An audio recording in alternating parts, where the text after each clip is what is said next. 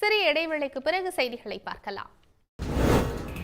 திருப்பூரில் காதல் பிரச்சனையில் பணியாளரை நீக்க மறுத்த உறவினரை கொன்ற அண்ணன்.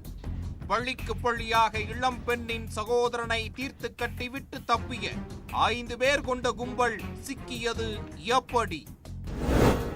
மெட்டாவர்ஸ் விர்ச்சுவல் ரியாலிட்டி கேமில் பாலியல் வன்கொடுமையால் பாதிக்கப்பட்டதாக சிறுமி பரபரப்பு புகார்.